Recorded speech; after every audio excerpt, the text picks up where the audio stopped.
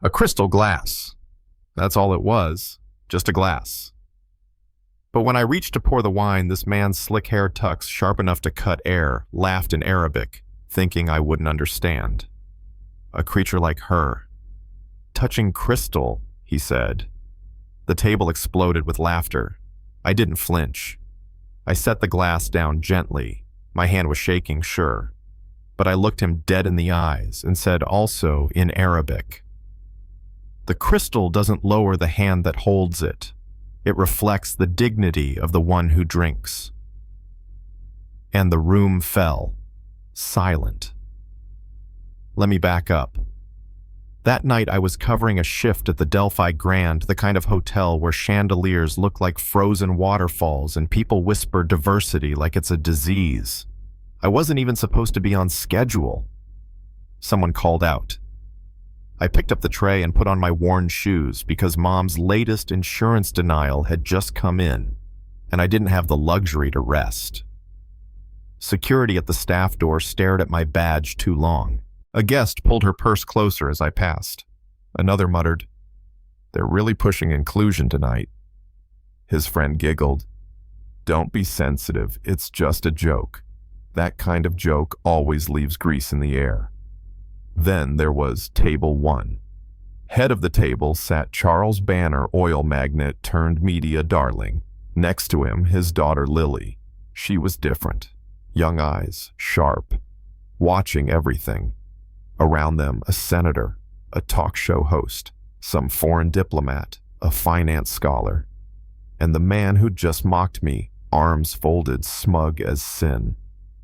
They all laughed when he said it. Because who expects the help to speak their language? But I did. I spoke it better than some of them. I studied under Professor Al-Rahman, former linguistic advisor to the Crown Council. I knew cadence poetry economics, but none of that showed on my apron.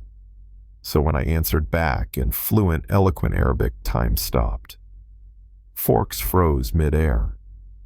The ambassador's pen halted. And Lily? She leaned forward just a bit. They tried to brush it off. "Parrot memorization," the talk show guy said. "Tourist phrase," muttered the senator. "Say something impressive." Then the woman in the yellow gown challenged. I didn't rush. I set my tray down, smoothed the cloth beside me. Then I quoted Al-Nabati, an ancient verse about pride and silence, and I made sure every syllable landed soft and sharp. The professor nearly dropped his fork. "She's lived inside the language," he whispered. They weren't ready for that. So they threw numbers at me.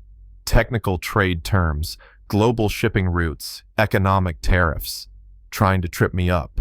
That's what power does when words fail. It shifts the game. But I'd spent nights with Professor Al-Rahman, running drills analyzing volatility indexes over black tea. So I broke the problem down 3 trade routes, supply chain shocks, elasticity under price stress, and then closed with a projection that even the economist couldn't refute. They were stunned. But someone still muttered, "She's just the help." That stung. More than the sarcasm, more than the laughter, because that's the fallback of the powerful when all else fails, reduce you to your job. So I spoke again, still in Arabic, calm, controlled. "Yes, I am a server," I said, "and I am also a student of Al-Rahman advisor to your own governments." The room shifted. The senator sat straighter. The professor's eyes lit up.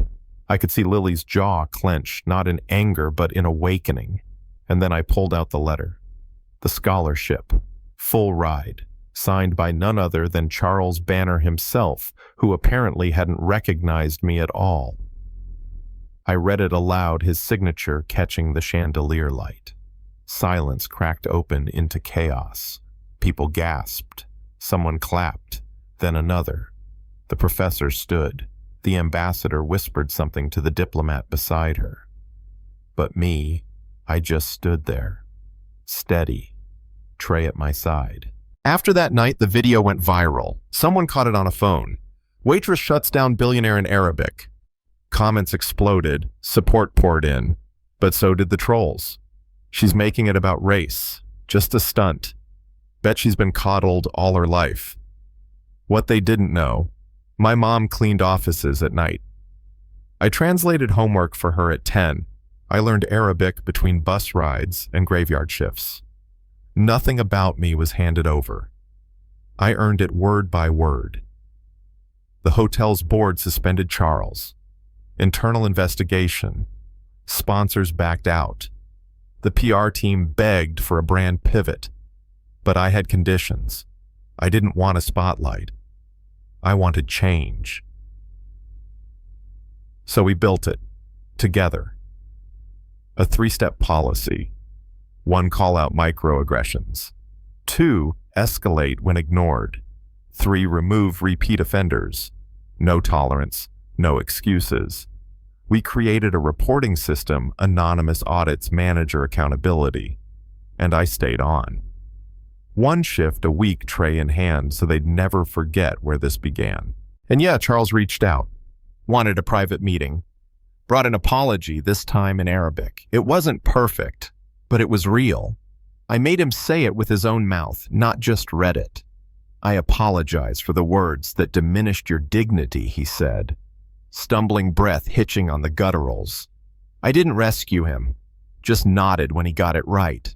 Somewhere between the claps and the chaos, someone called me a symbol. I'm not. I'm a person who got tired of being spoken about and chose to speak up. And today, when I walk that same marble floor, some still whisper. Some look away. But others, they nod. They ask. They learn. The policy holds. Guests removed. Complaints tracked. Staff trained. And now we have a scholarship fund named after my professor for service workers studying language and law. Last week, a kid stopped me. 10, maybe 11. Brown skin. Bright eyes. Held out a poem he'd written after seeing the video. I want to learn Arabic too, he said. I knelt down, showed him how to pronounce the Kot sound, the hard one. Lower your tongue a little, I said. He smiled when he got it right. You want to know the truth? I still pour water, still set tables, but now when I do, I know something's shifted. Words matter. Dignity matters. The girl they mocked in Arabic, she built a bridge out of that very language. And if you're wondering where I am now, I'm probably just around the corner straightening a tablecloth, sliding a pitcher across crystal, waiting for the next moment where truth gets to speak. Now tell me this. Have you ever been looked down on because of your skin, your job, or the way you speak? What did you do? Drop your story below. Let's talk. Let's listen, and let's make sure silence never wins again. And let's make sure